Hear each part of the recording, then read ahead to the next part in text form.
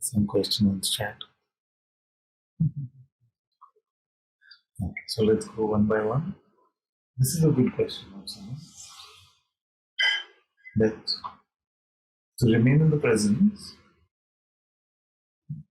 and to interact or engage with the world, especially when there are things in the world that we may not resonate with, or they may push our buttons, and they may be completely the opposite of what we consider to be ethical, moral, the right way to exist, the right way to be, usually about the others, our brothers and sisters in the world.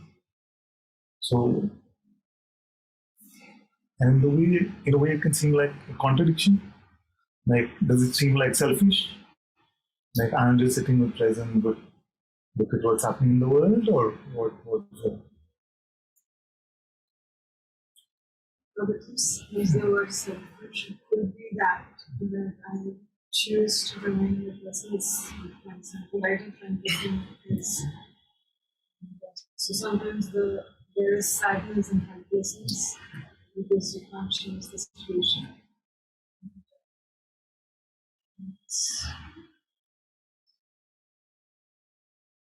So let's use the usual experiment that I've been using. Suppose there was something that you did not like happening in the world, and the reverse Vedantic approach, which still seems to be effective for us, which is that suppose any form of God which you resonate with was sitting in front of you. So Krishna or Ram or Jesus is sitting in front of you, and these things are happening. So what would you do? And they're still bothering you. I'm not saying we have to be in denial of them. So you have this sense that something is bothering me, it's not right. So what would you do? You would ask for guidance from God.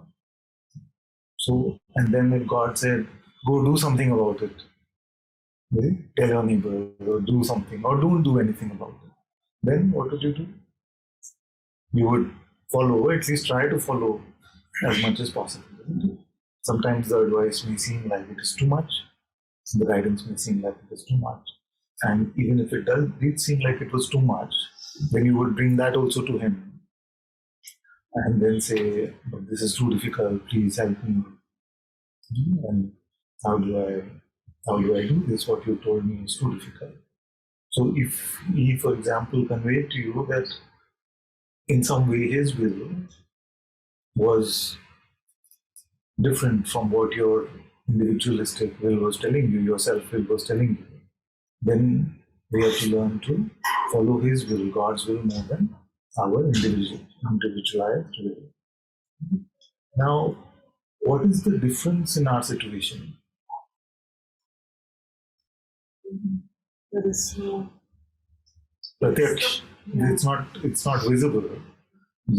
But what does Vedanta say?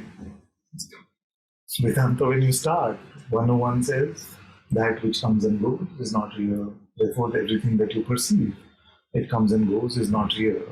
Find that which is unperceivable, yet intuitively known, and therefore does not come and go.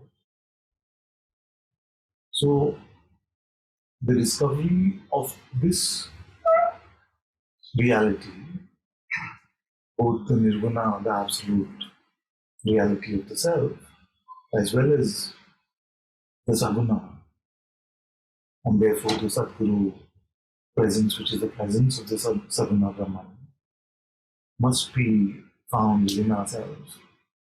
Whether we call it Dharma, the Holy Spirit, the Satguru presence. Then, and only then, can we truly determine right from wrong and good from bad, and what we should do. It's very much like the human condition. We want to be the transmitter of good and to convey to God that I know and He must act in accordance with our will, versus our real job is to be following His will. To live in God's will is the greatest privilege that we can have. So, okay, so now hearing this, what is your feedback? I was reflecting on wasn't that the had a similar insight saying what could be more compassionate than what comes in with that. Yes, yes. Yes, but within, in the world can mean so many things. Okay? So when we say heart also, it could mean many things. Like most of the world, when they say I'm all heart, I'm not head at all. See, some may come to satsang also and say, but I'm already all heart. See, initially, when I started sharing, some of you may have responded like that, saying, but I'm already all heart. What does that mean? Then when the world they are saying, what does it mean? I'm very emotional, no? Like the emotions come and I just follow my emotions. So some call that the heart. And some may say that they may have this idea of love and they just follow that idea of love rather than the actual presence of love. So the heart that we speak of is the intuitive center, is the presence, it appears as the core of the presence of God Himself.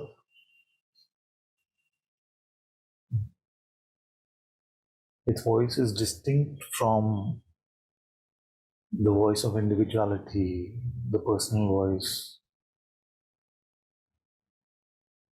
So when we say coming from within, it must mean from the Atma within.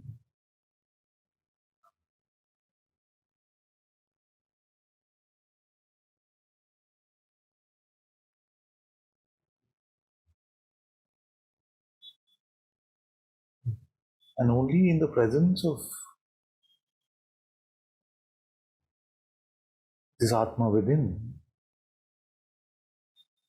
do we come to the intuitive insight of what is reality or what is, and also come to the insight about what is knowledge.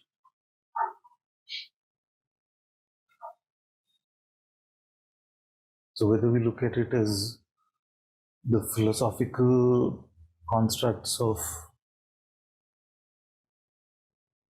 ontology or metaphysics versus epistemology versus ethics. So all of these categories are only resolved through intuitive insight. We only can know what is reality intuitively. We cannot know it through perception, and we cannot fill and stuff our head with concepts and come to this reality. In the same way, if we keep approaching things through the wrong source of knowledge, which is either perceptual or conceptual, then we cannot come to the true mode of knowledge. And the ethical problem of how to live and what to do, even moment to moment, it is not truly resolved till we can start hearing the guidance from within. And this within is the Atma's voice. So while you wait to hear the Atma's voice, some of you may say, but I don't hear anything when I go within. Then at least we must surrender everything to this presence and allow that to move our life.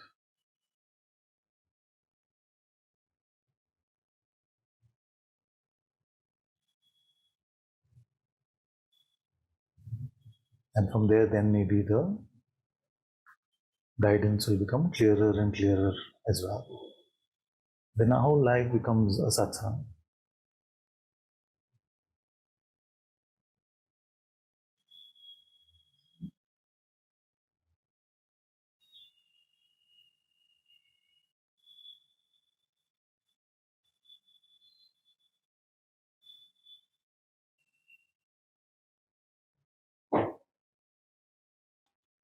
Sri Adi Shankara unequivocally rejected the karma theory and raised a fundamental question.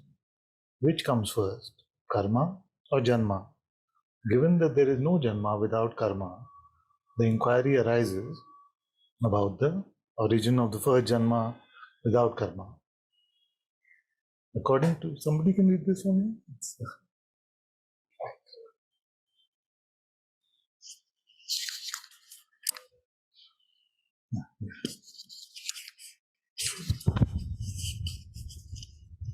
Font is a bit small for me, my old eyes. Given that there is no janma, birth without karma, the inquiry arises about the origin of the first janma without karma. According to his Vivarta, Shankara asserted that the world is a mere unreal manifestation, Vivarta, of Brahman, adhering to the Vivartavada theory. This implies that, despite appearances of transformation, Brahman undergoes no actual change. The diverse beings are unreal manifestations, with Brahman as the sole reality, ultimate and without birth, change or paths. In this perspective, the concept of good or bad loses its inherent existence. The distinction is a construct of the human mind, challenging conventional moral values. While not endorsing immortality from the standpoint of actual reality, only God's existence prevails, or nothing at all, pure Advaita philosophy. As a seeker on the spiritual path, a dual role must be embraced. One involves a materialistic approach akin to rational thinkers like Ayn Rand and Aristotle, dealing with the world without regret. Conversely, from a spiritual standpoint, guidance is sought from masters like Sri Ramana, Sri Adi Shankara, Sri Ramakrishna, Sri Vivekananda, Sri Nisargadatta. Is this a double-edged sword? Must one navigate both realms? What is your thoughts on this? Okay, continue with this. It's the same question. Yeah, I still have words to say.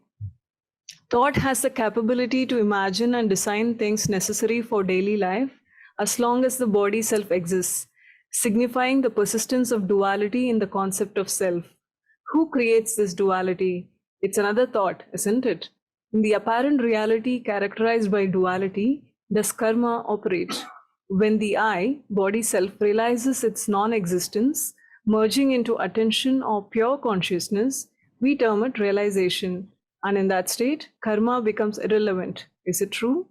Consequently, two words of reality unfold: the apparent reality, shaped by the human mind and actions, and the true reality, embodied by attention, pure consciousness, awareness, or God. Setting aside philosophy, gurus, or religions, my inquiry arises from the perspective of a thought embedded in the body, navigating life's struggle for freedom. Is this fundamentally a battle between thought and attention, a universal human endeavor? So, is the questioner here? Hi, sir. Hello, my dear. Very good, very good. So you're asking this foolish, stupid beggar all these important questions. I don't know if I have the answers for you. Can you make it a bit fresh? Can you tell me now from just alive what is resonating for you? What question is deeply in your heart? Basically, I am concerned about law of karma, which we usually listen, you know. So I'm a simple person, and I am in crossroads totally, Guruji. Basically, I am, what to do as a IT professional. I'm totally engaged in my worldly life. And also I have seen my inner experience. I experienced it totally when I was in South Africa when I was alone. The actual non, I am. So I can sense that. So that moment still, I can say that I have experienced fully, but I just moved into worldly life. So I am oscillating in between the materialism and also about how the spirituality should be. So I am, one way I can say that I am living as a rational being, just struggling my life, and also I am seeking the spirituality. So this is like, you know, a double stand I am playing. So I have a big concern on the karma theory. So Yes, could you yes, please yes. elaborate on Same, same. I'm not a big fan of the karma theory. Okay, so let me see what words come up in response to what you've just said. You said that when you were contemplating or you were really looking at this, you found this sense of truth or I amness, or even that I which is aware of the sense of being. With what instrument did you arrive at that discovery? It's because of Muji. Yes, my dear, very good, very good. I'm so happy to hear that. But when you came to the insight, was it something perceptual? No, not at all. It wasn't perceptual. Was it something that was just conceptual, that you had the idea that I am that? So then you were convinced that I am that? No, no, not at all. Not at all. Very It good. just happened. Just happened. Yes, yes, yes. So it was not perception, nor was it concept. So it was neither perceiving nor thinking. So right now, without perceiving or thinking, what knowledge is apparent to you? Apparent reality is my concern. Yeah? What Apparent, knowledge is apparent to you without independent of perception, including the perception of thinking? nothing, nothing. Slowly. So maybe there is something. No? So let's go slowly and we look at this. So without perception means that sense objects have gone away. We are not relying on the perception of sense objects, either external seeming objects or internal seeming objects like imagination, memory, thought, all of these things we are not concerned about for the moment.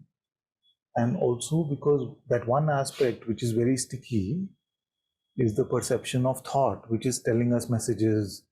This is my problem, this is what I want, this is what is blocking me. So for a moment, we keep even the concepts aside. Now, do you exist or no? Yes, I am. I am. You are. No? So this I am discovery, how is that? Like if someone would say, I don't buy what you're saying, because are you seeing this I am? Yes, yes, I am seeing. I am. In what way are you perceiving it? I am seeing with my identity as well as non-identity in both the ways, because I have a bit of experience of non-identity as well. Yes. So I will humbly ask you to keep all your previous learned knowledge aside.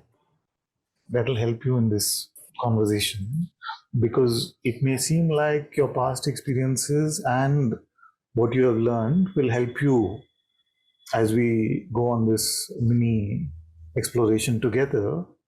But for a moment, just if you could follow my advice and don't go with anything that you've learned. Now, my question is very simple. If I say, are you perceiving this hand? What Yes. do you say you perceive it, isn't it? Now, Yes. what is that? What is it that you're perceiving? You're perceiving some guna, isn't it? Some attribute, some quality. Yeah. And that is why you're able to confirm, because the attributes are matching the concept of hand. You're able to say that I am perceiving a hand. Now, when you are coming to this I amness, beingness, what is the quality that is being perceived? Because without quality, we cannot say that there is a perception. Yeah, that is true. Okay? So, is there a quality that you're perceiving when you say that I recognize this I am? It's both. Huh? Don't rush. Just now, just like you were looking at the hand, in the same way, see if you can outline something about. Give me a quality of that you're perceiving in this I amness. Like in the hand, you can say, okay, I'm perceiving fingers, I can perceive some color, I can perceive some shapes. In the being, what is being perceived? In the being, nothing is there. Basically, it's like, you know, uh, how do I say? It's just being. That's all. It's just being, exactly. Nothing is there. In fact, I call it on the cusp of the manifest and unmanifest because you may perceive a very primordial, a very subtle vibration of beingness. But actually, when it is asked what is the boundary of this being, you can say that it has no boundary, but that boundless cannot be perceived, isn't it? So, without perception, you're with me in this, that the boundless cannot be perceived? Yeah, that's right. Because it will be too much for our attention. Perception is a functioning of attention, and attention in the waking state is limited. So, attention cannot go to that which is unlimited, and therefore, it is impossible to perceive that which is boundless in its entirety, at least. But we know that it is boundless. Now, the question is, with which instrument do we know its boundlessness if it's not through perception? That's a tough question for me. I cannot answer. So This that is where actually I'm looking for. very good, very good. I think we are doing well together. Thank you for listening so far. So, because usually what happens is that, especially when you're new in satsang and you already have had a lot of beautiful experiences and have a lot of knowledge, then there's a lot of resistance to just doing a simple exploration. So, thank you so much for walking together so far. Now,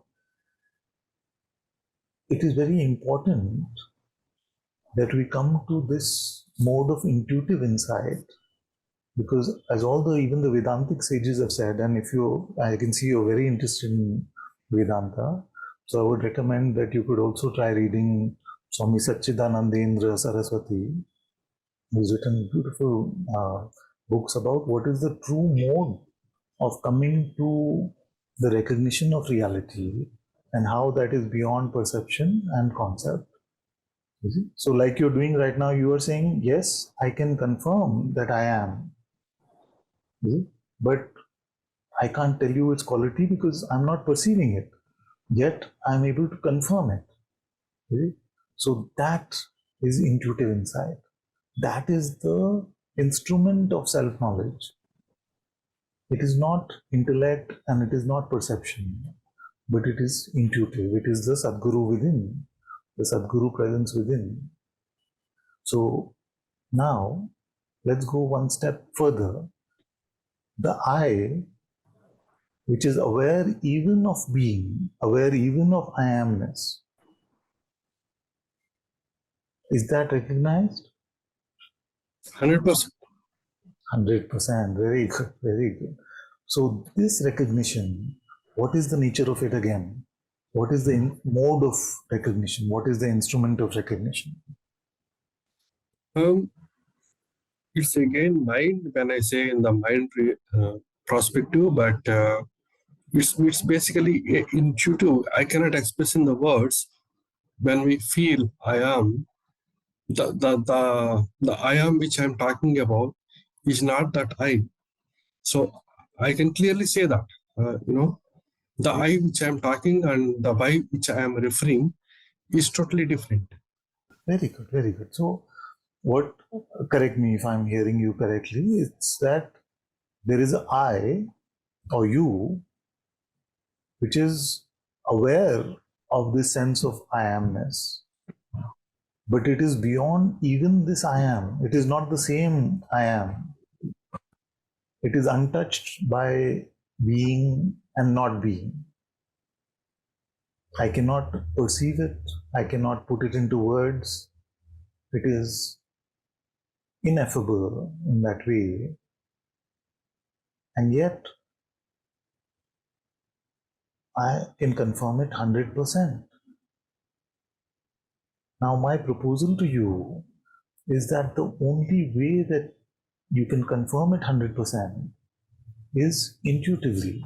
It is not possible mentally, conceptually, or if you see a dark, empty space or something like that, which the mind may label as awareness. It is not it, because even for that, you may ask the question, who is witnessing that?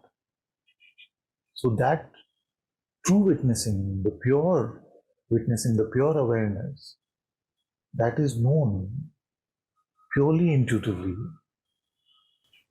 Can you confirm this? Or Yes, it's totally intuitive. It doesn't nothing to do with the mind. very, very, very.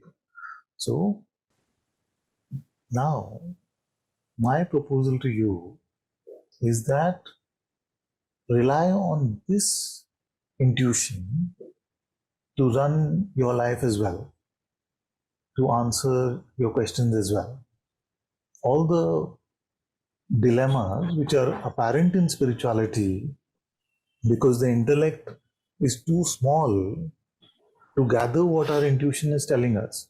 Like, that is why you cannot really point to the intuitive insight of yourself as awareness in even the best sounding words, isn't it?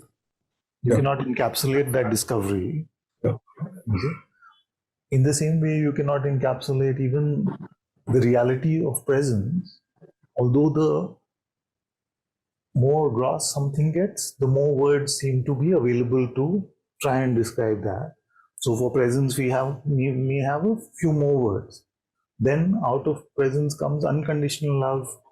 So we may have a few more words, or we may debate the existence of unconditional love even more. So as we get grosser and grosser, the mind is able to grasp that more and more and say, okay, I will make a report about it. Now, my advice to you, because you're really truly seeking this in your heart, my advice to you is to remain intuitive in your declarations of truth, in your confirmations of truth, because only in your intuitiveness will you see that the reality of you is that you are that from which even consciousness takes birth, but you are also that who is a mere servant of God, whose life is meant to be just a temple of God's light. But the intellect will protest this deeply because these two are in opposite ends of the spectrum. Okay? It will say, how can it be? Either I am that or I am this. Okay? And it is this intellectual tension between the two ends, which makes us feel like we are oscillating. Sometimes it is apparent to me that I am this awareness, and other times I feel like I am this individual who has work pressure, who has stress with the manager, who has all of these things, worries about the bank account, and all of these things can happen. But actually, the I which you're recognizing yourself to be has none of these. And yet the me, which is that the I amness, the beingness taking itself to be something, which is one of the primal powers that I amness has. And in the Tanmatra, this egoic identity will always remain, even for the greatest sages like Shankara himself. So this, and that is why Shankara wrote such beautiful devotional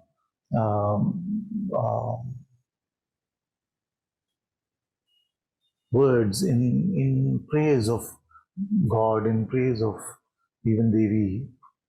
So both aspects are important. The aspect which is meant to be the bhakta should not get attached to the knowledge, which is the absolute knowledge, and make it into a conceptual framework of understanding. And the aspect which you really are, which is available to you intuitively, that must remain as your true insight. So, if you remain intuitive, then you will not have these oscillations or the worry between the stress between Jnana Yoga, Karma Yoga, Bhakti Yoga, which sages have not been able to resolve for thousands of years. The debate between the Keval Vedantins and the Shuddha Vedantins and the Vedas and the Vedas, they have not been able to resolve it for thousands of years. So let's not presume that we will be the first ones to come up with the ultimate theology or the ultimate theory for the recognition of the truth. Because if truth could be clarified as a theory, then somebody so far would have done it. You see? So then when Shankara, the Ramanujacharya looked at what Shankara said and said, no, actually it is not true. We have to be a bhakta. Then that also resonated with many in their heart. Not we should never consider that they were foolish. Oh, only our philosophy is the highest philosophy. When Madhavacharya looked at it, he said even further that it is blasphemy to say that you are one with God. You see? So, and even that resonated with thousands and thousands, and his followers are still there. So, we will never be able to, at least I will never be, I don't know about you, but I will not be able to resolve the debate between Shankara, Ramanuja, and Madhavacharya. I feel like in my reality, I see both ends of my life. One is that I am that absolute reality from which even consciousness takes birth. And on the other hand, I'm just a foolish, stupid beggar servant of God. And if you ask me which one is really, really real, okay, Anantaji, just level with me and tell me what is really real. You see? It must be the absolute, isn't it? No. Both are true. Because our intellect loves absolute conclusion. Our intellect hates that. That's why Zen koans are so effective. You see? Because our intellect hates opposites thriving together. Okay. So this Achinta Bheda is what I have found to be true here. But you must undertake this, continue to explore this for yourself and deepen in this for yourself. But my only advice is don't deepen in terms of conceptual frameworks and knowledge. Deepen in terms of what is your actual true insight, what is your Atma pointing you to, what is the Sadguru presence within, which is the Atma's voice pointing you to.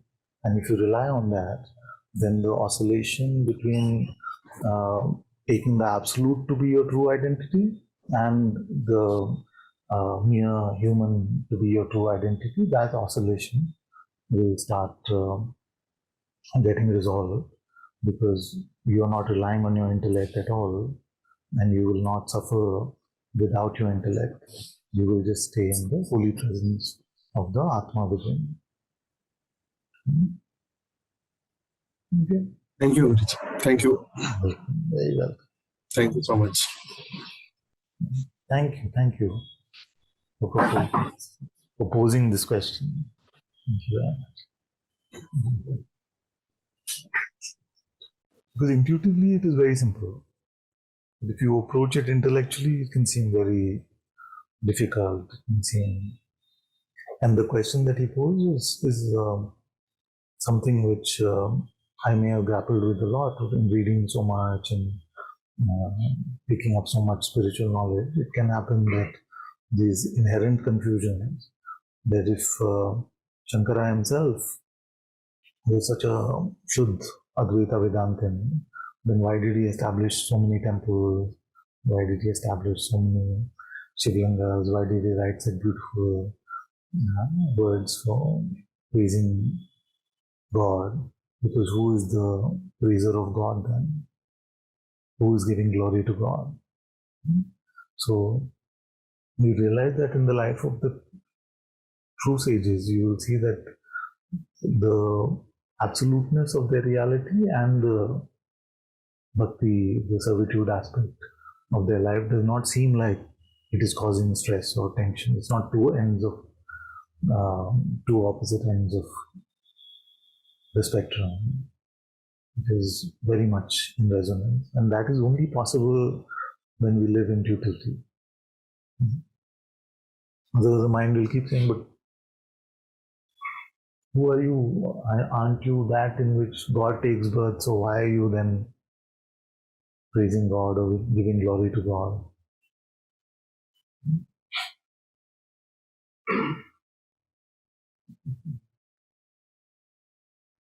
If reality was just a straight line like that, no linear, then one book would have done it.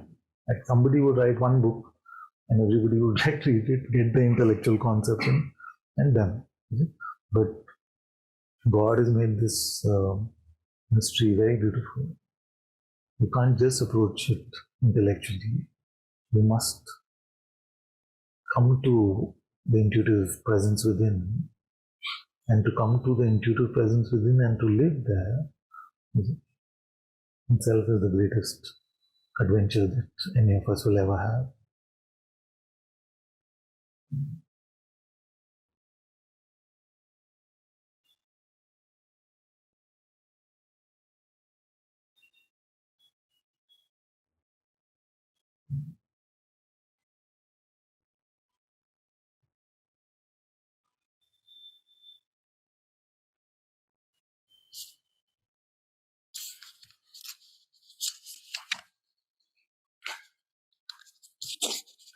Well, I'm coming back to my sort of favorite conundrum, keeps coming back and forth.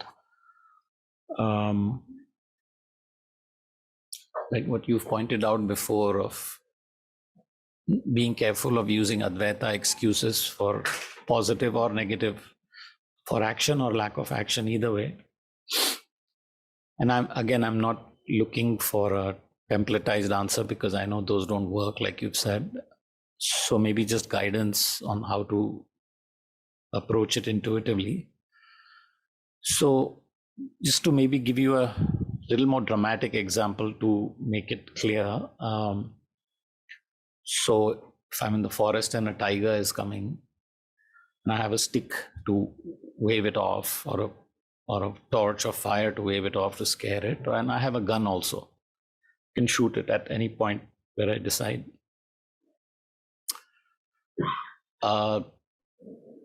There will come a point if I just rely on intuition where I'll keep waving the fire, but at some point I might shoot, right?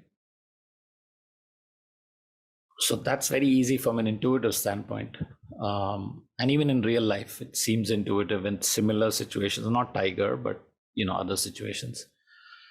But the Advaita excuse or problem is, I was reading Nisargadatta's I am Maharaj's I am that, and keeps page after page, at least in the few chapters, don't think about yourself, And in this example, clearly I'm doing a self-protection, and so that becomes confusing. It's like and it becomes confusing after the fact.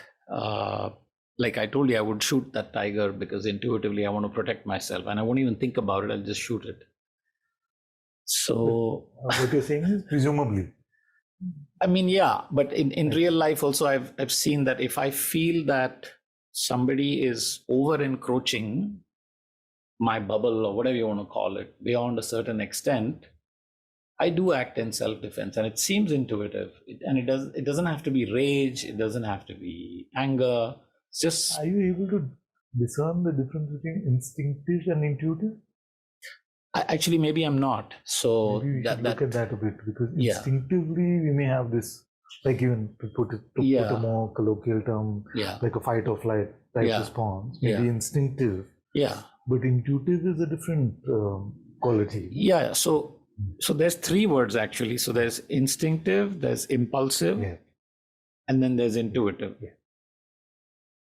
And So without let's trying club- to, and I'm let's not club- trying to split Let's hairs. club impulsive and And- instinctive in one basket. Okay, so for this that helps conversation, already, So it yeah. becomes Yeah. easier. Yeah. So intuitive is like a more fragrant quality. It's a more, how do I say this? Like sometimes it is even opposed to what our like instincts want to do.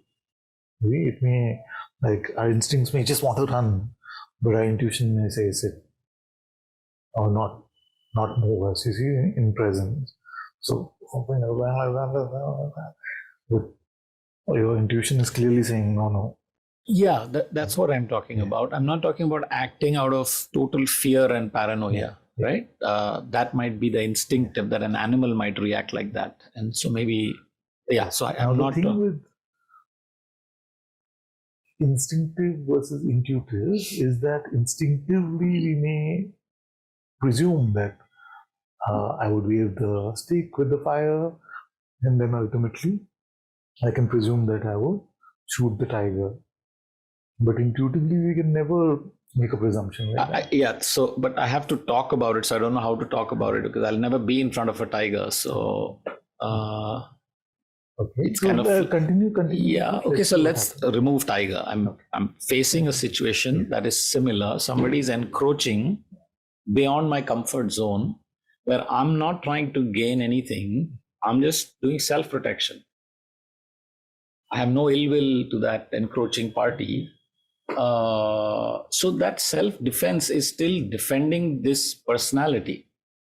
Is the confusion? Is that Advaita confusion? So should I just be eaten up with that tiger, saying all is one, and I'm thinking of self-protection. So then I'm just already, all those chapters are useless. What I read. Yeah.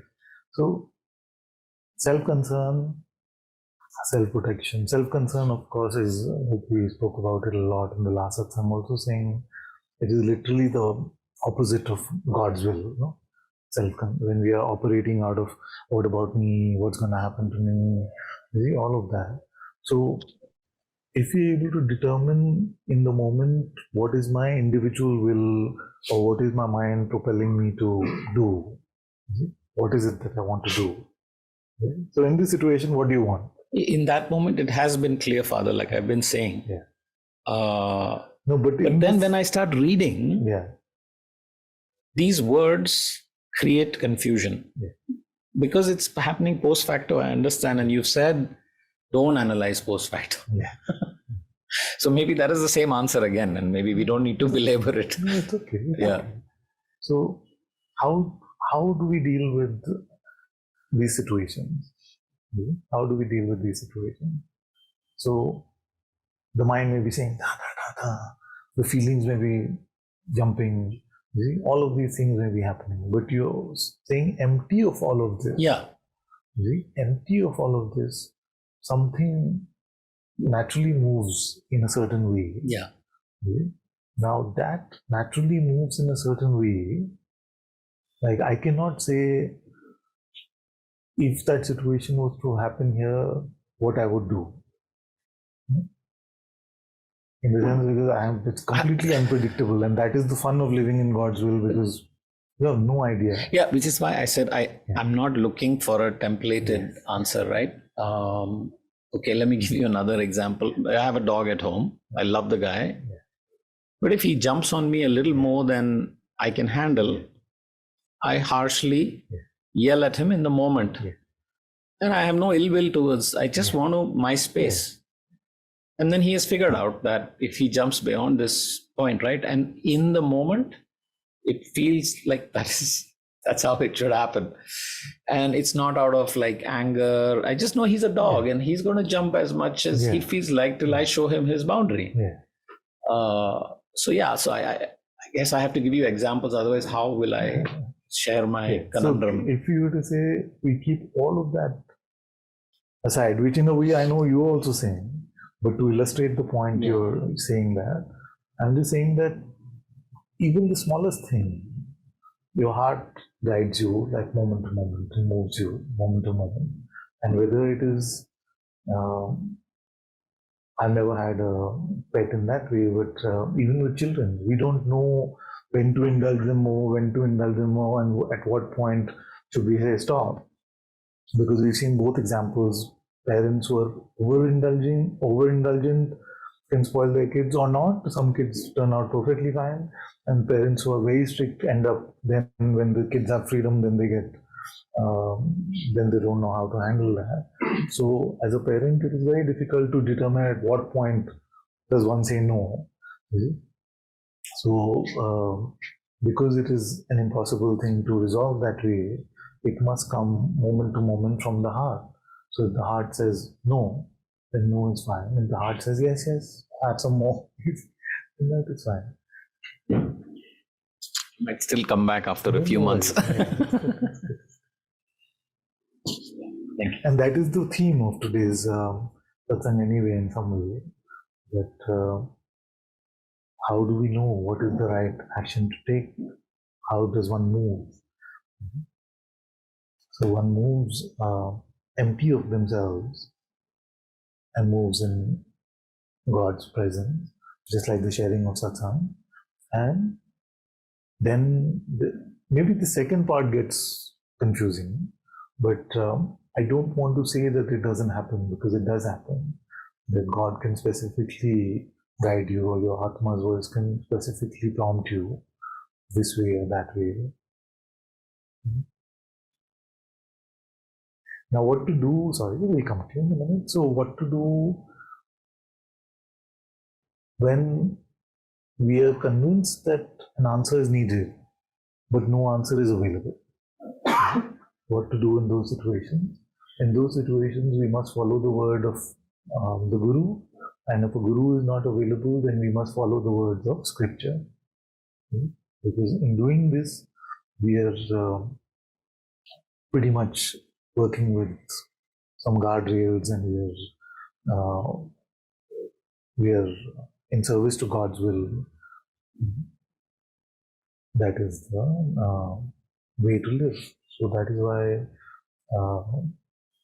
it's very beautiful when you meet your Guru, because then it's like all the problems of our life are taken away.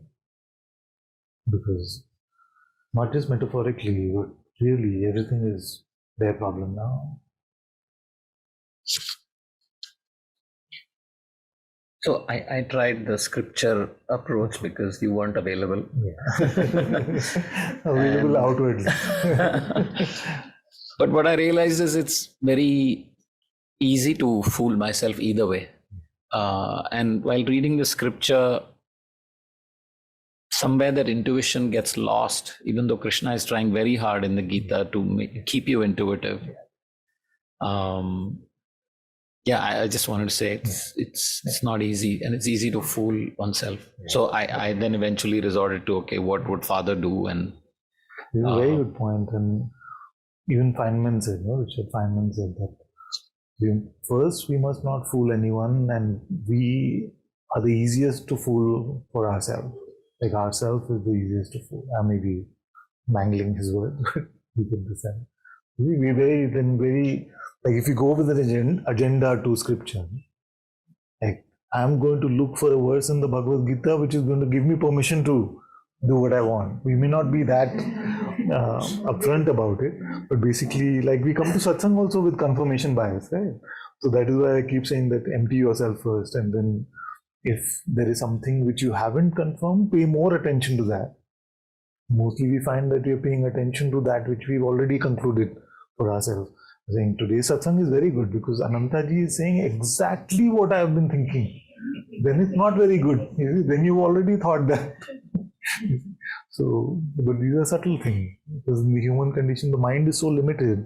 You see, it has to make a persona which in its mind has to be coherent in some way.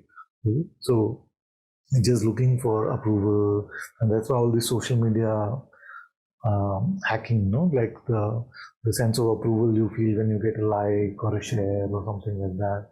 It's very much this thing, because your beliefs get reinforced, our belief systems get reinforced in that process.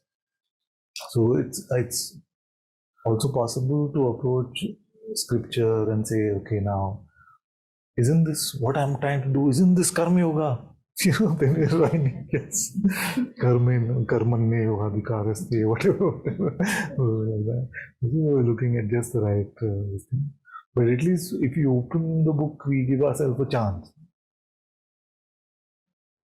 That if we are too caught up in something, we are really bothered by something, if we at least turn to God in some way, open a beautiful scripture, open something, at least we give ourselves a chance to snap out of it. Thank you. And the good thing about this is that even if you truly believe that you truly have faith, more than belief actually, that you truly feel deeply that you're following God's will, but you're actually getting deluded by your mind, even that faith, God will bless and make it all grace. So your true intention in your heart is what is most important. You see, so don't have to worry so much, am I really following my heart or my head? And if the feeling really is to be in service to God and follow His will and lead a life which is surrendered to whatever He would like to do with your life, then He will take care of it. Thank you.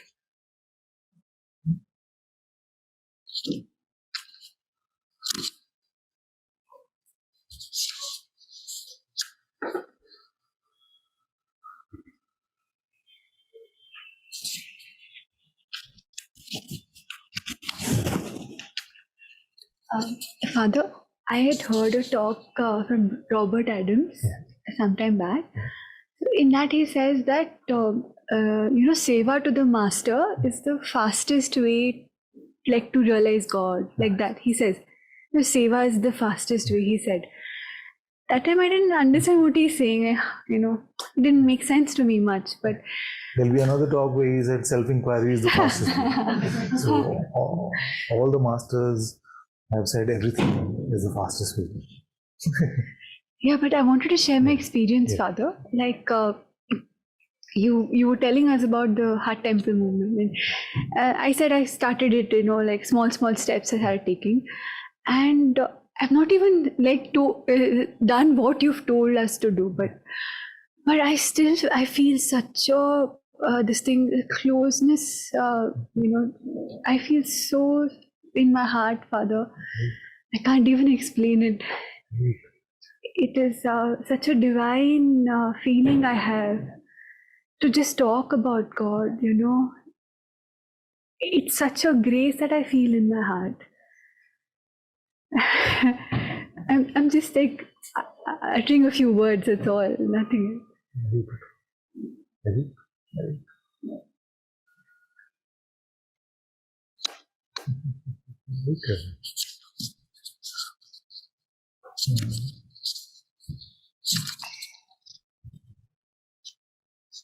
One more question is, beloved Father, excuse my question, but I still could not accept for you to say foolish beggar servant, nor I feel a need to say that. I neither say I am God consciousness at all, nor I say I am a foolish beggar. May you please say something if I miss anything. It's fine. What's important is to move how God is getting your life to move. And notice that I usually say your life, I don't say your body. Because life is everything that is your universe, actually. We may say, okay, that's another satsang altogether. We may say that this is one common universe which we are inhabiting, but this is just our dream in some way. Whose universe is that? When you have a dream at night, there are so many others also there. So, in the same way, this life is just like that. So, when the one at the center of the dream stays in his light, then the entirety of life moves in resonance with his will. But it is also present in the design of the play of this dream that we can play this game as if we are separate individual entities, and for a while it may seem like he allows us to play stupid like that. He allows us to play stupid like that. So although everything is happening within his very being, and truly nothing ever moves, not a blade of grass moves without his will, and yet it can seem like his will got obscured, hidden under our individuality, and that starts to feel like suffering. It starts to feel like trouble. That is why to return to his will and his grace is the most important gift that we can give to ourselves. To be free from the burden of determining better and worse and right and wrong. Have you observed the content of your thoughts? Everything that it proposes to you, it says because it is better. Do like this will be better. Ask this, then this will be better. Listen to Satsang like this, it will be better for you. All its plans are based on this simple word better. One day I had a full Satsang around just the word better. You see, and how this simple seeming humble word, better, is the construct behind all our communication, especially the mind's ploddings. Even in Satsang, the construct is there. Listen to me because what I'm telling you is better. So in the human communication, we cannot escape that betterness. So it's better that better comes from God. So the better doesn't come from God, it comes from some intellectual construct or some conceptual ethical construct. Then all of these have not withstood the test of time. Only God's word has withstood the test of time. So we will not be able to escape the broad construct of good and bad and better and worse, but at least when you get the source correct, which is God's presence within you, what higher source can there be to determine what is right and wrong or good and better? Can there be a greater, better source than God's presence itself?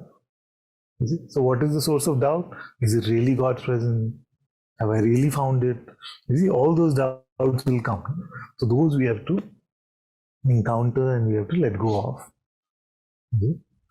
Because now you have somebody in front of you who is telling you that he has found it and you can find it. And he's also telling you if somebody as inconsistent in spirituality and foolish in spirituality can find it, so can you.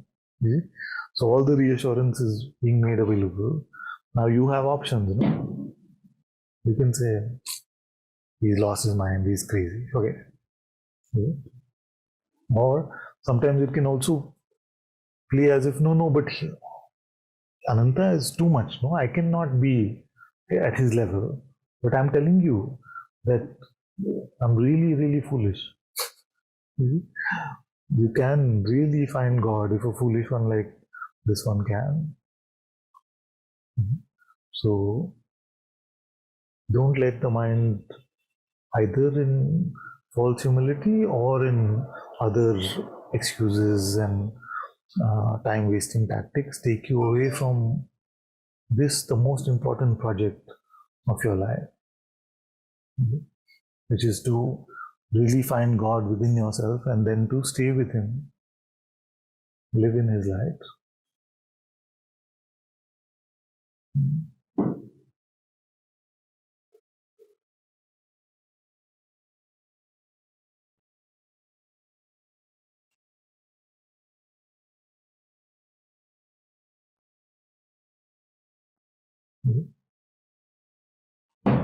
And if I am deluded or like some medical condition or something like that, then you who call me father should sort me out, no? Don't leave me deluded. So argue with me, tell me how I am wrong. But don't just leave it for tomorrow. Or leave it just like, okay, he may have, but I don't know whether it's possible for me.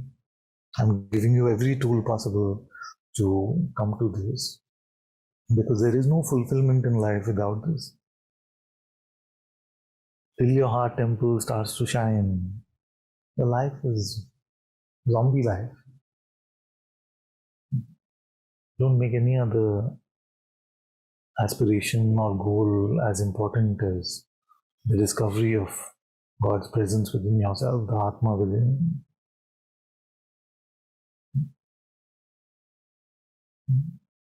And don't buy into anything that says it is too difficult, it is too rare, it is not possible for you. It is actually the most innocent, the simplest way to live. What you need to do is become simpler and simpler.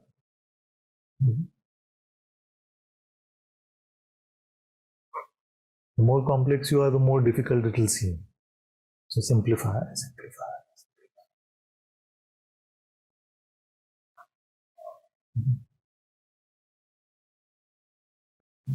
At the root, there are only three questions, isn't it? What is real? How can it be known? And how should I live? These are the three main questions around which every other question is framed. Now, these three can only be answered intuitively in God's life. There are books and books and books written about what is knowledge, but they provide no knowledge.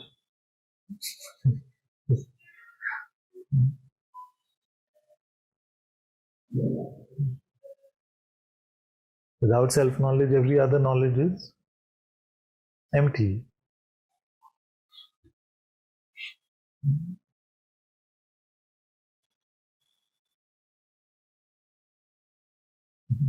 So our questions should also now move towards more and more simplicity, where you're saying, I'm trying to live in God's will, or I'm trying to keep my inner space sacred for God's light, but this is where I get stuck. This is what actually happens. Instead of just like at a conceptual realm, where you're just like asking theoretical things, which should really become life. When I woke up, I followed what you said, Father. I didn't leave my bed till God's presence was apparent. And then 3 minutes later, I got into an argument with my partner and it was all gone. Yeah? How do I deal with it? So, like these kind of things. And of course, mostly you can presume my answers also because you've heard enough satsang. But let's make this truly a heart temple movement. Where all of us just become carriers of His light, carriers of His love.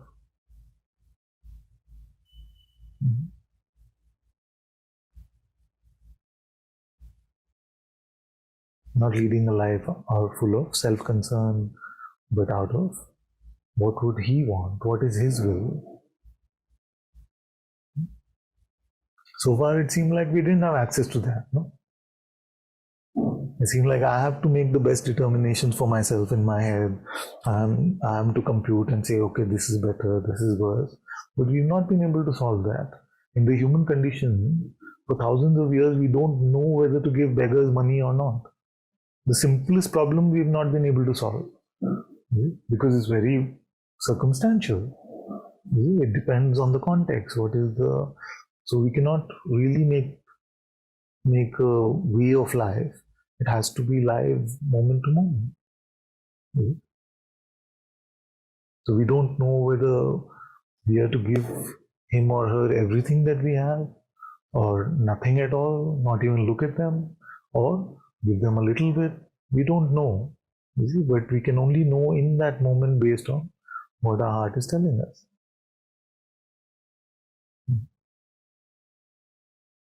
So if the simplest questions for thousands of years when they've been there, the human intellect has not been able to solve, then we should not rely so much on that.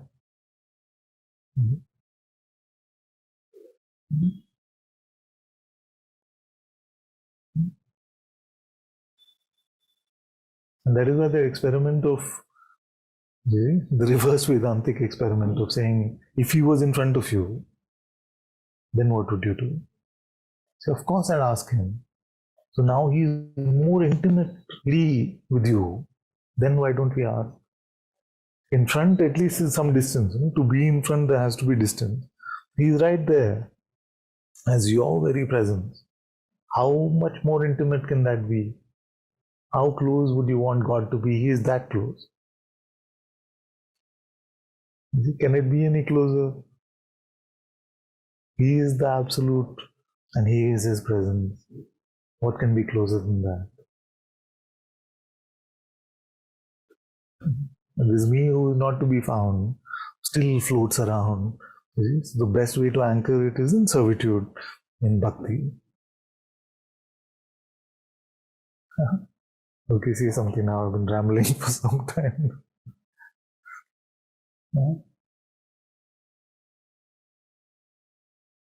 So it's not even about तुम मुझे खून दो मैं तुम्हें आज़ादी दूंगा. It's like तुम मुझे अपनी पूरी जिंदगी दो और बस भगवान के नाम पे छोड़ दो. तुम्हें कुछ मिलेगा या नहीं मिलेगा, even that we can't say.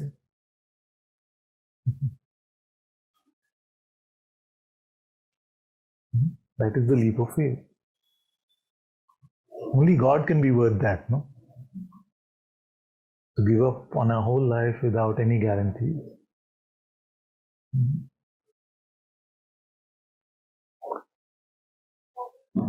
Say, my. You said whatever little of the person's there, put it in servitude. So, Father, when you are faced with a temptation, how does one use that to be in servitude? So, let's break it down so that it's clear. So, temptation means that I see Diwali is gone, so I see a coconut barfi. No? So, there's a natural attraction to it. You see? Now, the temptation becomes a possibility to suffer when we get our mind involved.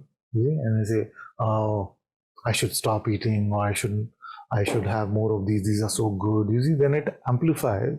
The naturalness of it is taken out of it with our mind's position and construct. So in this world, there will always be appearances. There will always be pleasure and pain. All of these things will come. Okay? Now, how to deal with them is moment to moment, taking hard guidance. You see, remember when I said that arrow prayer here is that God, you move me. God, you move me. And I was sharing that there was like a plan to go to New York one morning, but I just felt like in God's presence, I just prayed and said, God, you move me. So I just walked around in the New Brunswick area. The most beautiful day. And we don't have to worry about the outcome of it, even if it was the most horrible day and I got mugged or whatever. You see, it's still an important story because, and maybe even more important if that happened, you see, that it is not dependent on the outcome of it. You see? So just allow God to move you, especially in the throes of temptation. You see, especially when the mind is grasping for it, no? Because the minute something happens, you see, then the mind uses that as an opportunity for guerrilla warfare, no? No, yes, it gets you in that sort of haze, as I've called it, gets you in that, and then you can't hear the voice of God. In fact, God seems so distant then. It just feels like, oh, it's a concept, very far-fetched. So stay anchored in God, in your love for God, in your being in His presence. And that is why the Narad story is so important. The Krishna and Narad story.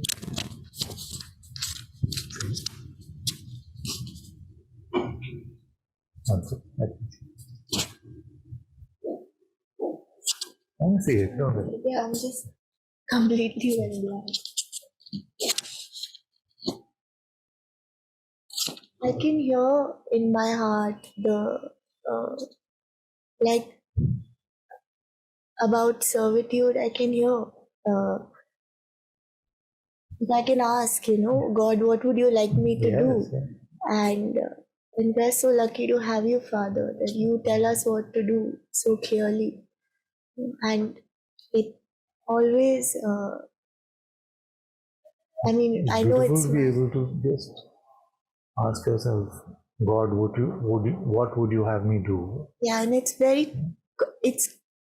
what you say also. It's the same heart guidance. It just rings 100% true. Like whether It's still very much a work in progress. I have to say that I don't feel like I'm anywhere close to being in service to Him. But I feel that whatever guidance comes for all of you, 99.9% of the time is from the heart. Yes. That I much I know. can confirm. I know But he's whether I can say my life is truly a temple for God, I feel like I'm just setting the foundation in place. I know that was not your question, but I felt I'll clarify that. But in a way, it becomes like an arcade game. No?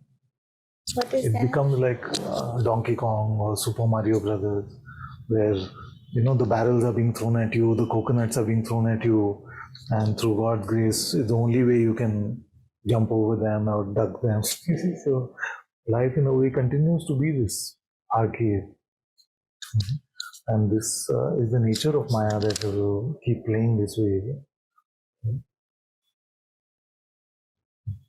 So the deeper we dig the foundation of being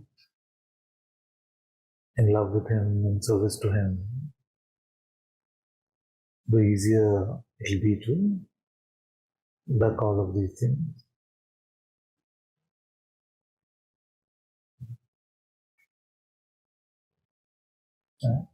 But don't trouble, any of you should not trouble yourself with 100%. And that's why it's important for me to also keep reminding you that here also complete work in progress. I don't feel like I can say, or at any point in this lifetime, I can say that I'm so proud of the temple of God that is unfolding from here. I don't feel like even one brick, if I can set it straight. That part. See, because your mind will trouble you with these things. You see, but you're not fully. But even Ananta is not fully. That's the second. Exactly. So it just, then that adds to the pressure. No? It adds to the stress. That I should be fully like this. And that is the self-image aspect of it, which is the I should be free, I should be enlightened, I should be. No, you should just be a servant of God.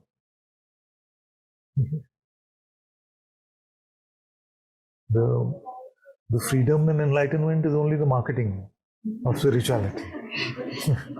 It's actually to come to God's servitude. And I'm telling you, I'm not a good servant.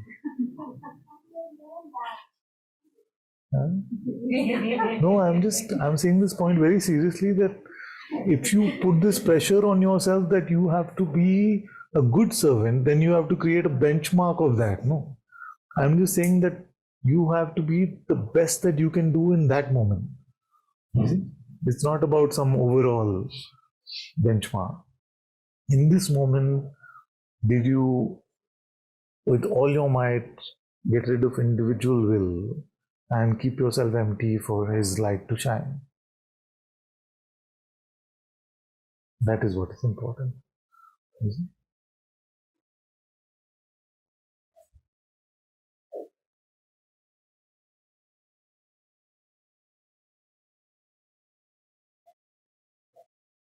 Every moment of our surrender,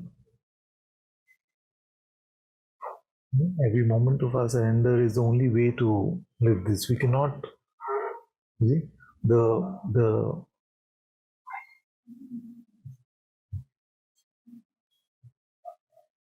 the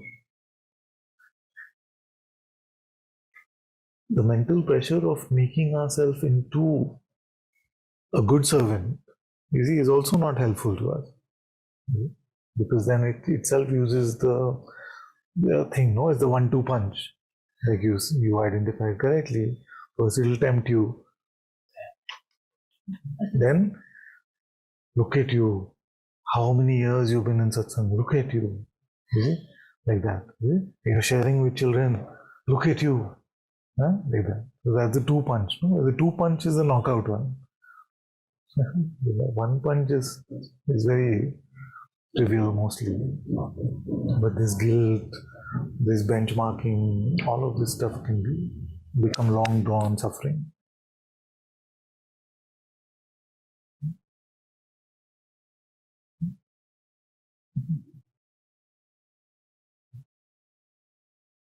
So remember, the whole game is moment to moment. The whole game is about time. Moment. Right now. Right now. Right now.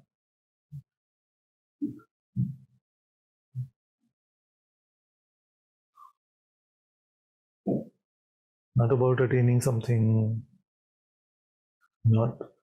And we can't actually even say it's like a ladder. You see, that ladder thing can be very problematic also. Like, seem like every moment I'm climbing a spiritual ladder. No. All ladders will be kicked down. It's just right now.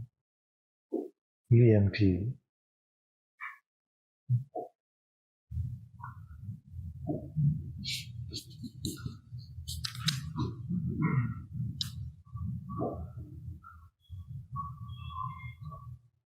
Clear?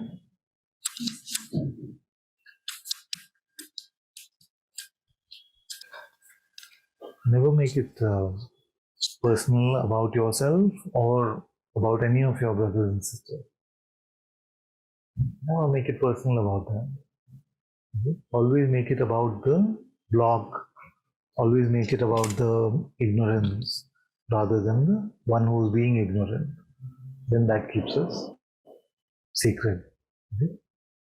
Because the mind will quickly say, he is like this only, she is like this only, he is like this only.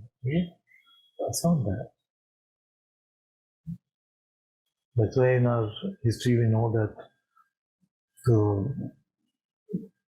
the ones who were considered the greatest criminals sometimes in society, they became the greatest saints. It's not a prerequisite, okay? So don't start your life of crime. But I think that there's no such thing as a sinner. It is only the ignorant, the avidya, the folly of living on our mind's terms, which all of us have made. So, and you all, and Sangha, some of us have been talking about it, where as you're moving away from making it personal and you're just making it about helping your brothers and sisters see the block, then I feel like there's much more spaciousness and openness in all of you. And that is very good.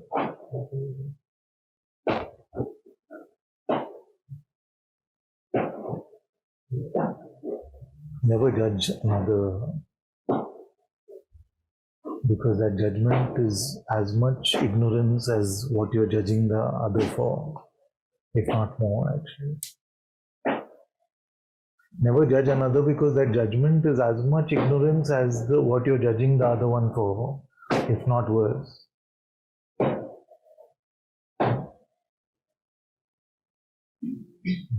You may notice something.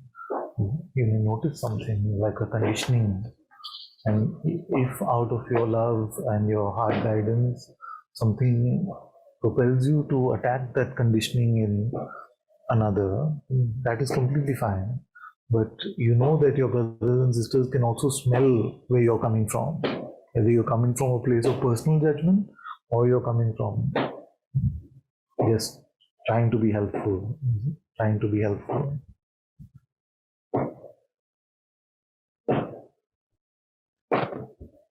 then the mind has no chance.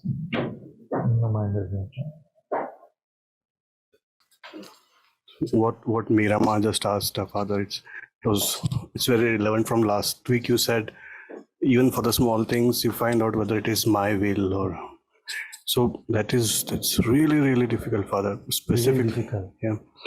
And for example, even like temptation for tea or want for tea, it's purely not even my body wants it. It's a mind who wants it. But then the nice game mind plays is like, God will never want tea. So is this I have to give up on tea? Like, let me have one tea or something. We have the last tea. Yeah. Father, but that's really difficult. Like you're sitting with God, and suddenly there's so. That we must not presume ever what God's will is. But of course, God will never want tea. Yeah. I understand moment to moment will help, but I'll try that, Father. But even small things. After being with God listening you on YouTube for 1.5 hours, it is so strong temptation to read newspaper or read news or read WhatsApp, and so strong from inside. Newspaper? Yeah, my father. I have Hindi newspaper also. I have not seen a newspaper for at least 5 years. No, we are there. So the Father, that temptation comes in, and most of the time I give in, whether it's a WhatsApp or on phone or anywhere. But again, it's a mind, right? So and then mind plays. The big punch. Yeah, the God will never ever ask me to see WhatsApp. So is it that I have to give up everything? Then okay, let me just have some. The mind trying to play God. So notice that the mind also tries to be spiritual, tries to play God. It tries to tell you, but God would not want that. So that is why many can get into a sort of egoic renunciation. You see, many sadhus, they are super egoic, more than regular people who are just walking around. You just talk to them and you realize there's so much full of I had so much salary, I had such a good job, I gave it up, I am this, I have gone to all the tirthas, I have done this, I have studied all of this. The I is the primary thing. So the renunciation is of our individual will, our individuality actually. It doesn't matter, the outside renunciation is not the important thing. It is difficult, my dear. I can't deny that. But I can reassure you and say it gets easier. For the one more, today in our neighborhood, one elderly gentleman passed away, and I went for the last try. It's a Hindu tradition one, and that was clear reminder of bucket of flesh, so it helped a lot. Father. Thank you.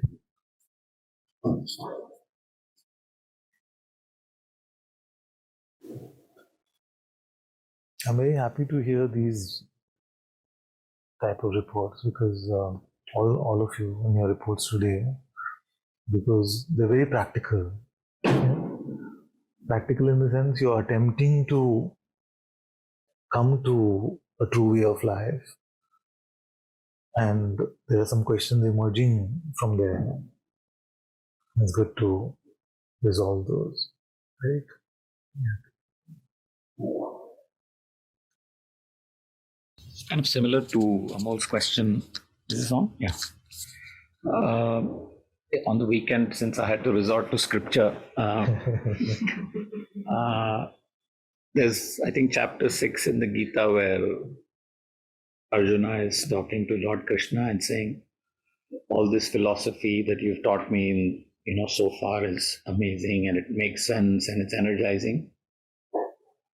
But it's when the mind takes over, it all goes to hell.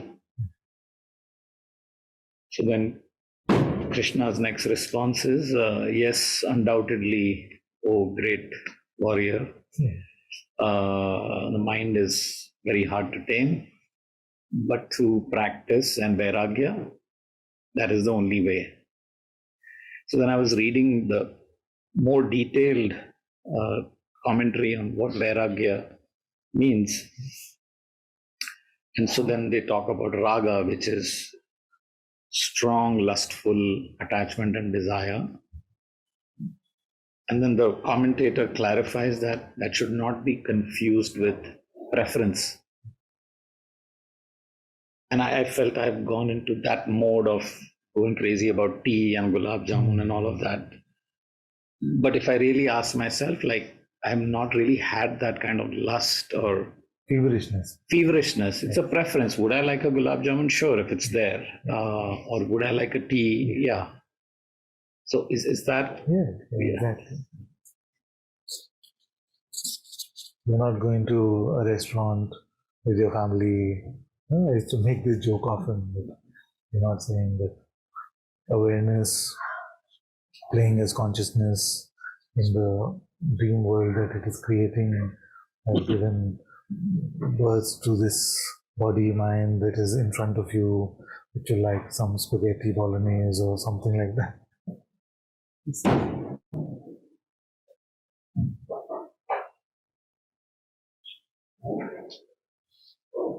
Sometimes when our spirituality infects our mind, we become like that. We become very wordy in our spirituality, but we are not really living in the heart.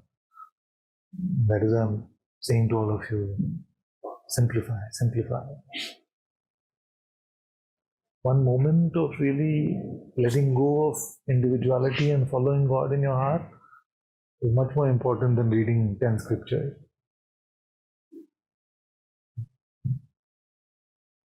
Or being able to make a discourse of them or something like that. Mind?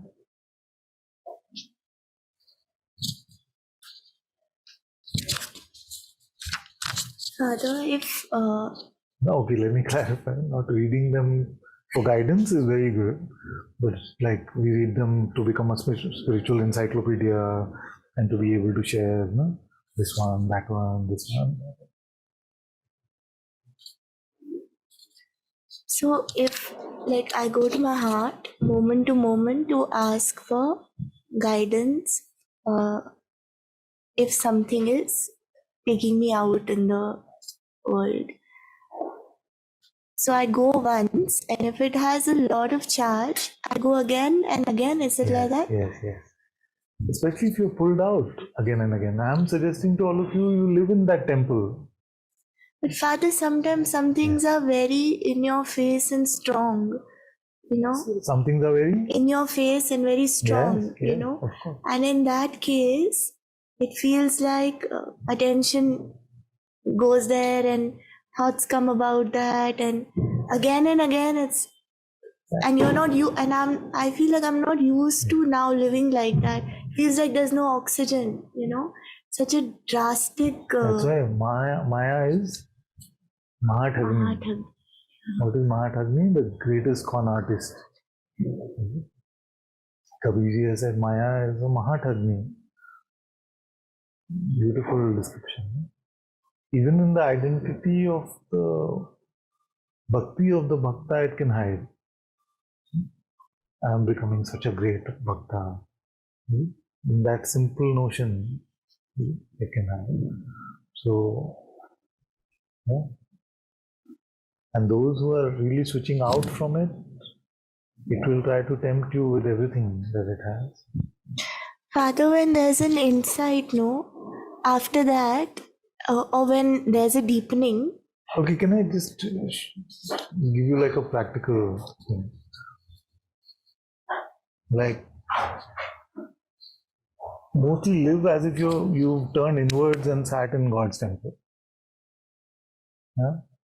And then when you turn inwards and sat in God's temple, then you see that this will become just transactional. It will not need much dwelling. Maya tries to turn you towards her. It's like that. But you be when I went to many years back, I went to the Art of Living ashram, and visiting Swami was there from Rishikesh. I used to remember his name also, but he said something very beautiful that stayed with me. He said, Antarmukhi Sadasukhi. Antarmukhi Sadasukhi. One who's turned inwards, you see, Antarmukhi is always happy. Such simple words, but they're very true. If you just keep your head towards God inwardly, then all this outer life will not seem that. There will always be moments where it will seem attractive and identity will come. But so I'm trying to make it simple for you, whereas you must not determine at what level or what stage you are and how well you're doing or not. Firstly, get rid of all of that. Then, God presence is with you, just turn towards that and live over there. Don't turn outwards even for me. Like, don't turn outwards for anything at all. The world may burn, don't turn outward. But when you do, and we will, because that is the nature of Maya, then as soon as you notice that you have, just retreat. Just bhag jawa. Don't have to fix anything, just retreat. It's like a parent tells the child, if you get into any trouble outside, don't have to be a hero, just run home. Your parents will take care of it. So don't try to fix, don't try to resolve and then go back to God. Nothing, just run. Run as fast as you can towards your heart. Of course, you know what I mean. So otherwise the mind will say, 1 punch, 2 punch, 3 punch. How do I fix this punch? Can I live like that punch? It doesn't run out of punches. Yes.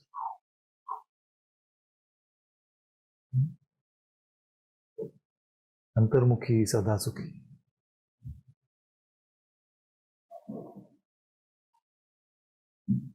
So crazy, because today when I came to Satsang, I remembered Ananda, my ma, saying that only when your eyes die to the outside do they turn inward, something like that. I'm paraphrasing, and you're saying the same thing. Okay, I don't want to confuse all of you, but when you're really unattached to the outside, do you really see the vibrancy of the world? Like, I never saw the world before this. Just a blur. Because half the time it was just in thoughts and feelings and emotions. I feel like I never looked at anyone's eyes before coming to the truth.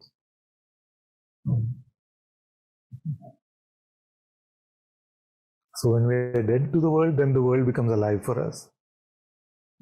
When we are attached to the world, it seems like a dead place.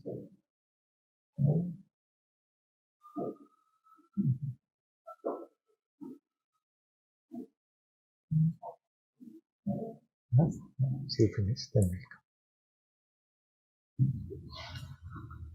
come. Father, I felt like Can't hear?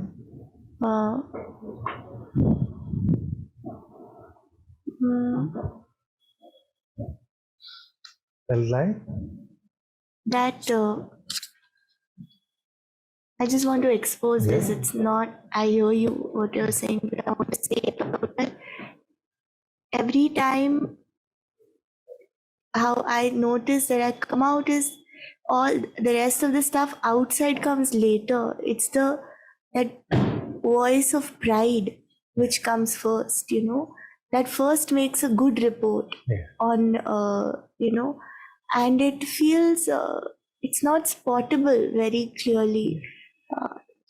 And then the rest of the stuff outside starts, then you give it the leeway to enter. It felt like that. Yeah. And that is why the prayer of the beggar servant is very good. Because this pride gets us, like in the in the most humblest knowledge, we become proud. It's very, very tricky. It's very tricky. And this cleaning up of false knowledge, because mostly this false knowledge is like a blind spot. We just take it to be, yeah, this is fine. No? This is how it is. And then, no, it is not how it is. Oh, even this is not how it is. No, it isn't. But what about this? No. What about consciousness? No. What about awareness? No. What about love? No. What about God? No. Anything that you can construct in your head. Right? So we can become proud about only our mental constructs or our understanding. Empty is when we truly meet consciousness, awareness, God, all these things. And then in the meeting, these terms are irrelevant.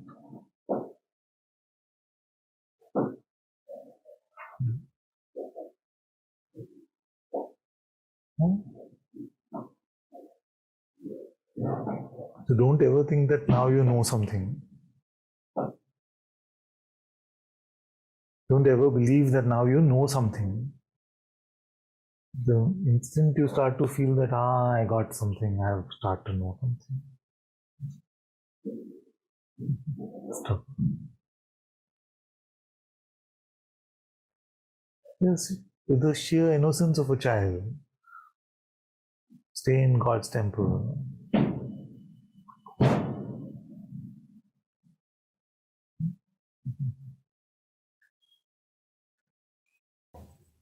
Father, you were mentioning Antarmukhi, so that was the insight that I had this morning, and sitting with it made so much sense. Because earlier I think I had told also, work, what I do at work and other things, it fades in comparison to, there is a calling to be here, feels at home. There is potentially, I don't know if it's the small me's leaning towards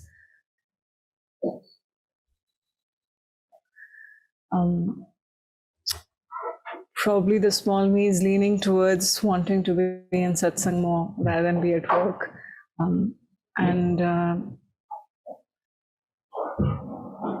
With this antarmukhi thing, it wouldn't matter where. Sorry, before you get to the next part, you've seen sometimes these kids are sitting with their laptops and things like that. So I told them it's okay, you can just open your work here if you want and just keep answering your emails and things. At least something will percolate. Yeah. Just feel free to do any of that if you need to. I'm not allowed to step outside of work, so I can't do that. The antarmukhi insight makes it easier because it wouldn't matter where I am, because it would. But since you visited the same topic, I had this question: why is there then an inner proclivity, maybe, to be part of something like this more than? Yes, because many times when you turn inwards, your heart guides you to be more in satsang. So we can't predict. So that's why you have to smell clearly. Is satsang an avoidance of something? Or is satsang really what your heart is guiding you towards? And if it is really what your heart is guiding you towards, then take the risk, it's okay. Sure. Because I was speaking with my boss, and she's also in a similar spiritual circle. Nice. But we were debating in terms of how work is also worship, right? No. And that's what I was. So I thought I would give it a shot because he wants me to be there for longer, but I feel called to be here more. So I thought I would give the antarmukhi a try a little bit to see if it makes sense. That's a good thing. It's very good. Turn inwards, stay in God's light, and that is clearly guiding you then you can follow that. This is good. But that work is worship thing is very tricky because strangely in India now I've seen more of this, where work is worship, but worship is not worship. Okay?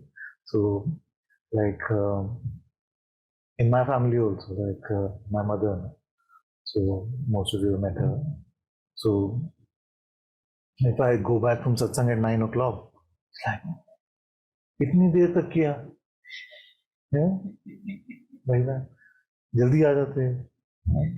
And then if I worked till 9 and I came home, then I was like, oh, बेचारा बहुत काम करके आया. You know, different. The tone is only different. I'm sure it's similar for all of you. That it's just like, you know. So worship is not worship anymore. But work has been given a higher degree of worshipfulness, worship, which is very funny. So, in fact, I was many years back.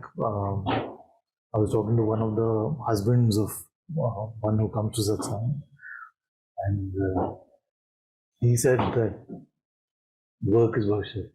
So that is the first time I found this mouth saying, "So work is worship, but worship is not worship." So we have to be very careful of this construct, because truly karma yoga, which is without attachment to outcome and selfless service to God, is worship. But that construct has been made into any sort of selfish work, just oppressive work. As long as his work is worship, not like that. Work is worship means the karma yoga. Karma yoga is also worship, which means that. And true karma yoga is what? To do God's will. So that kind of work is worship. When you're not attached to the outcome, you're trying to help your brothers and sisters in the world. That kind of work is worship. With this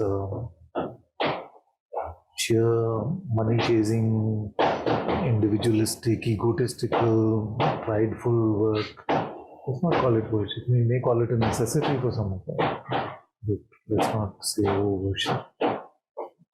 It is possible, and that's the experiment you're going to try. It is possible to remain in God's presence and allow Him to move you even in the worldly construct of work. And in that way, it could become worship. If you do it empty of individuality, it could become worship. But the way most people work is not worship, and yet they may call it that. You have some ammunition to argue with your manager? I just thought I'll give this because I initially wanted to come more often, be established, and then take however it comes. But because this Antarmukhi sat very well with me, I thought I would give it a try to see. There is one reassurance is that there is no inherent trouble between the body, mind being engaged in work and you leading a true spiritual life. It is not, that kind of outer renunciation is not needed. You see? But for some of you,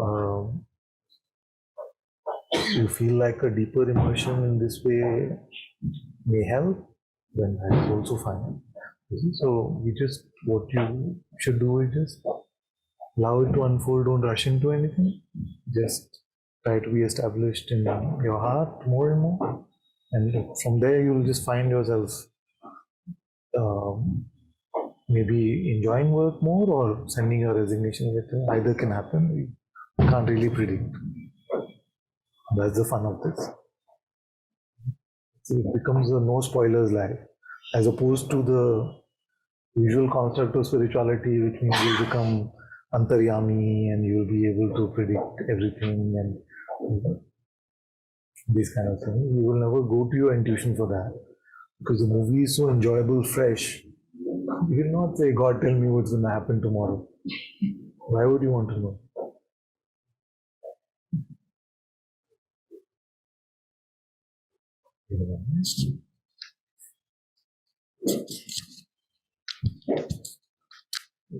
And we'll stop visiting astrologers and fortune tellers. And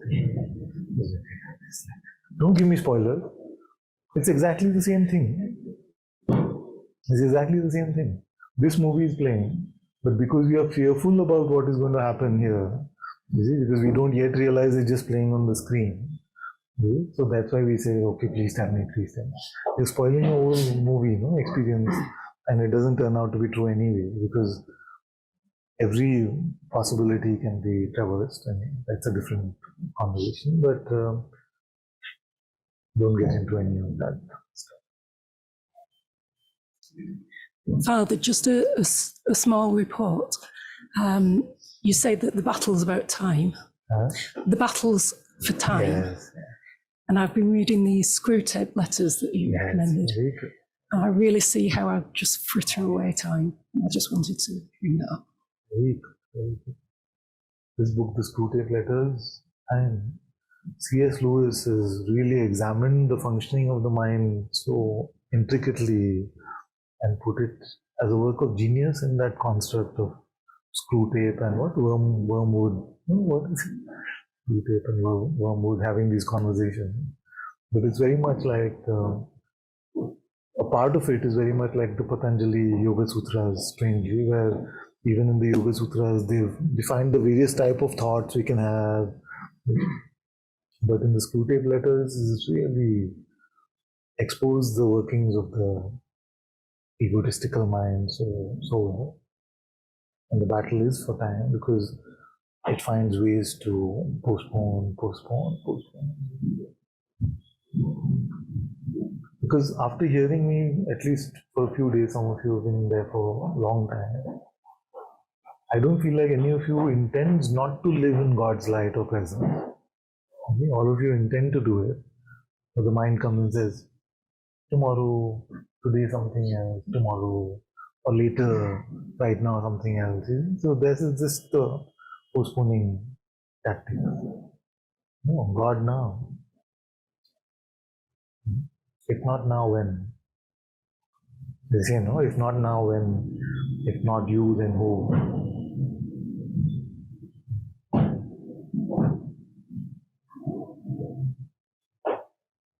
So, one time some of the kids were telling me that I don't feel like we are really cut out for this. Are we the right ones? I say, okay. I said to them, okay, look around at all the neighbors, friends, relatives, all of them that you have. And from the thousands of people that you know, identify the one that is most perfect for this. And you see that it is you.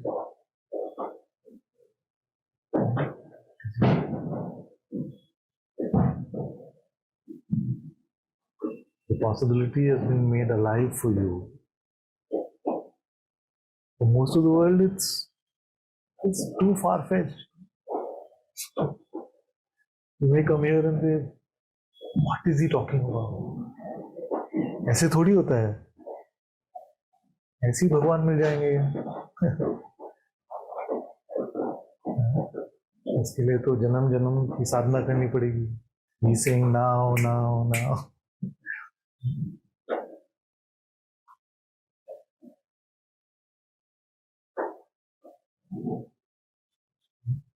Why is it that it happened this way? Why is it that you are coming to this grace? We cannot say.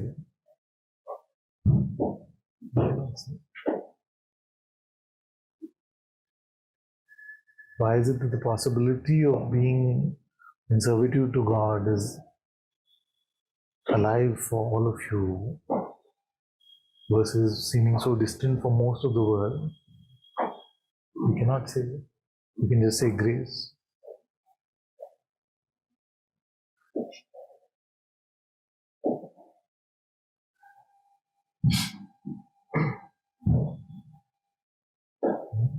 So don't do what I used to joke in school. No? So joke in school about homework.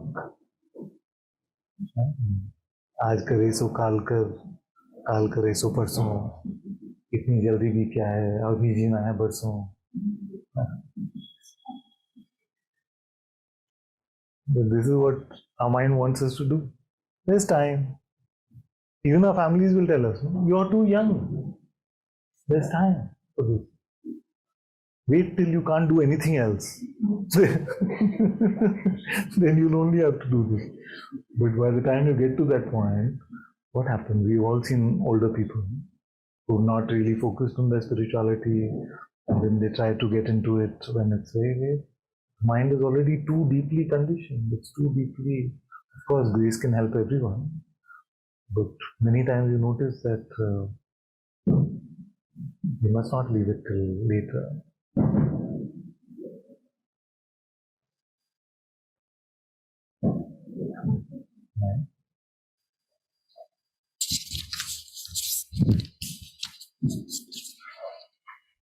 I was just wanted to, so like when we talk about karma yoga now, it's like, I just realized once that it's like the servitude which you talk about. Because when I truly would do the work like he's saying, I would chop the ego because I can't be anxious about it. I mean, like you say, you don't, then it's that result is that future which he's asking me to give up. And even like that inside, it's like that you have to do anything that you are the self, or you are the self. It's exactly like you're saying, it's like then that devotion, should be devoted to me. That was so beautiful, because otherwise you're devoted to your mind and you don't realize that you were actually devoted. So today's conversation has always been about dharma and karma. If you look at the theme for today, what is the right dharma? And then that translates into the right karma. So what is the right dharma? To follow God's way. What was Krishna's dharma in the Gita? To follow. What was Arjuna's karma in the Gita, dharma in the Gita? To follow Krishna. Whatever he may have said.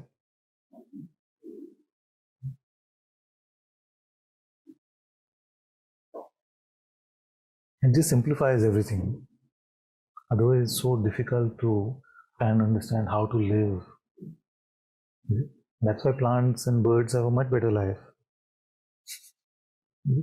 I see this morning I was walking around and jogging on my terrace, and there was this pigeon. It started playing with me. So when I was run this way, it would fly like this, and I was flying like that. So simple and natural in its this thing. Then just went to the water, started drinking. It's a simple life.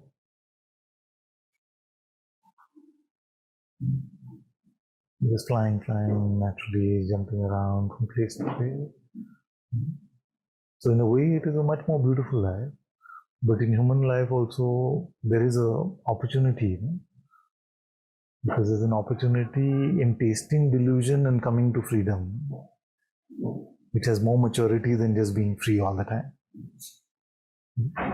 To have gone through trouble and to overcome that and to live a true life has a certain depth to it. And this is probably the only reason where we can value human life more than the life of a tree or a plant or a bird or an animal.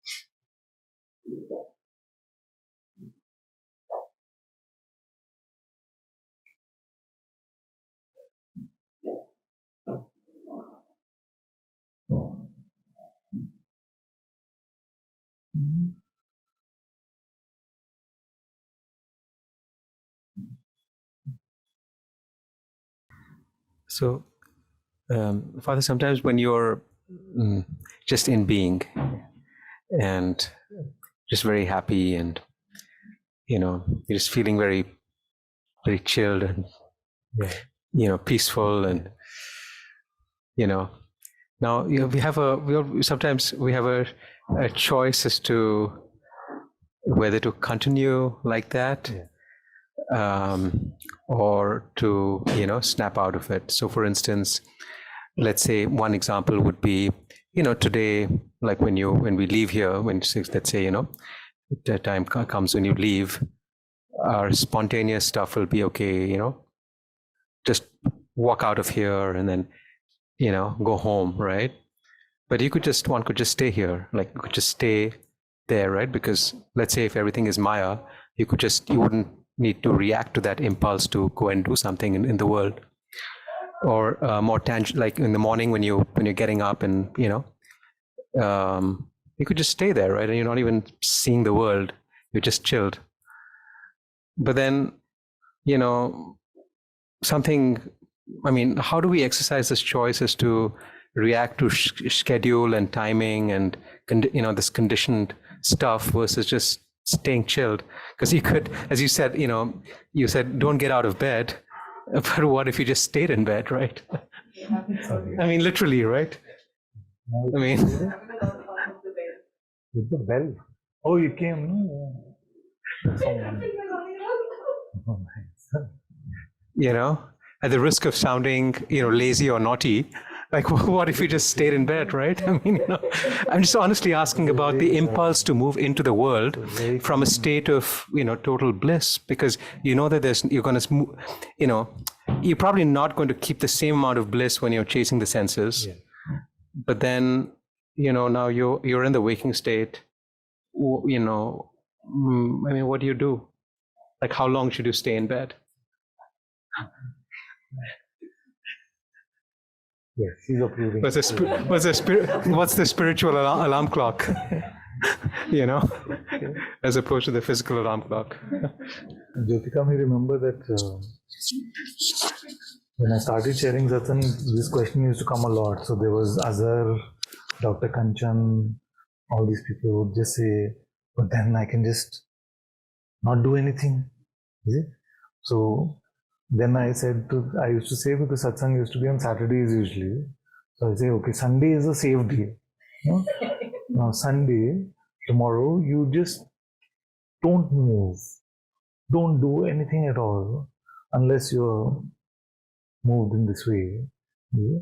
And then nothing will happen. You won't lose your job. Nothing will happen because it's a Sunday. So I used to always give them this experiment to do. And what they would find, and it's not necessary that it goes that way, but if you experimented with this, if you've not experimented with this, I would really encourage you to do it. Just drop all intention, all plan, all schedule, at least for one day. Pick a Sunday or something like that. You see? Just empty. No this thing, no pressure about anything. Don't fix any lunch meeting, dinner, socializing, nothing. For one day, just to experiment like that. Just stay in your bed. Stay in God's presence. See what happens. Most will find that they were, after waking up, they were able to be in bed for half an hour, 1 hour, and something just moves them. They go to the garden, they go somewhere, something happens. It just moves. And even if it didn't, what a beautiful day it would be. But the mind's idea of it just being, like a semi-vegetative bliss junkie doesn't usually play out like that. So, but experiment with this. It's a beautiful experiment. And I've done all these silly things, but before coming to Guruji, I've tried all various things. Okay, if I'm not the doer, because I used to go to Ramesh, and somebody sent me a video where I'm looking like a spring chicken sitting at Ramesh's house. So this was very common, that everything happens in God's will, you are not the doer. So I would just experiment and say, okay, if I'm not the doer, I'm not going to move. Let's see what happens. So just sit like that. Something just moves you without leaving the presence. You remain in the presence, and some words come, you want to write them down. Something comes. So, but play with this, and I'm happy to hear your reports about it.